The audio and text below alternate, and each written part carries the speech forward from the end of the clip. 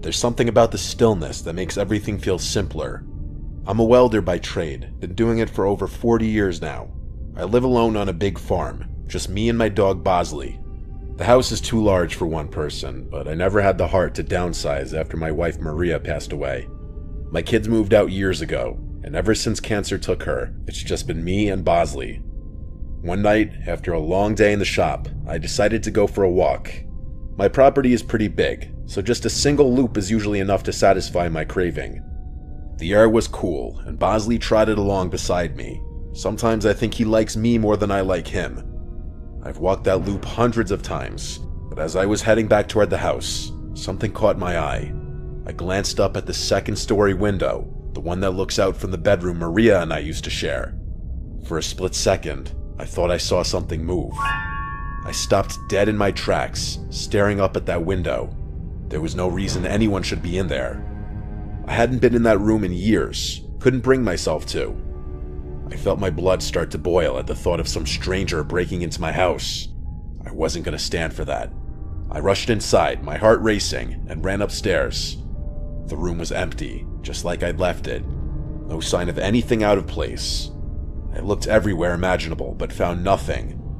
Yes, I was pretty freaked out, but I was more angry than anything. I didn't take this kind of thing lightly. I figured I had just seen something that wasn't there. I stood there for a while, feeling foolish, but I couldn't shake the feeling that something had been there. The next night, I woke up to Bosley growling. He's a good dog, never barks unless there's something to bark at. I sat up in my bed, listening. That's when I heard creaking coming from upstairs. It could have just been the sounds of my old house, but my mind went directly to footsteps, which were coming from right above me. I'm sure you could guess which room is directly above mine. I debated grabbing my hunting rifle from downstairs, but didn't want to go that far. If it came down to it, I was fully confident that I could take whatever was up there hand to hand. I grabbed my flashlight and went to check. Again, nothing. The room was exactly the same, untouched.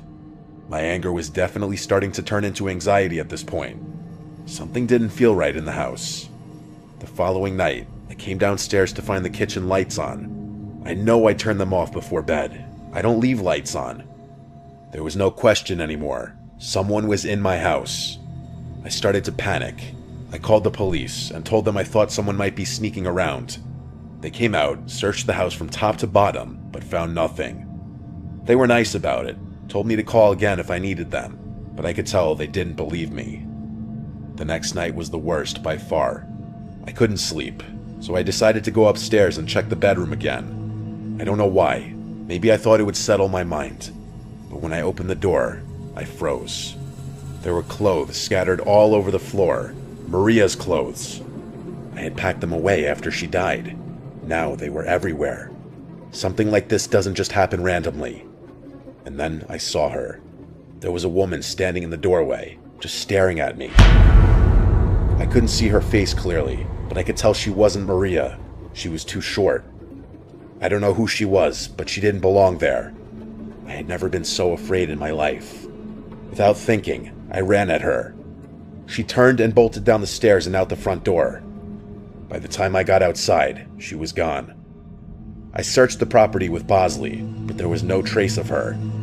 I didn't sleep that night. For months after that, I couldn't sleep. I was constantly on edge, convinced I heard footsteps upstairs at night. Every little noise set me off. I slept with my rifle next to my bed, terrified that I'd have to use it one night. Every little noise set me off. I debated calling my brother to come stay with me, but I wasn't going to do that. I was raised to always handle my own shit, so that's what I did. The nightmare didn't end though. One night, I was sitting in the living room when I noticed a figure standing in the yard, looking straight at me through the window. It was her again. My heart felt like it stopped.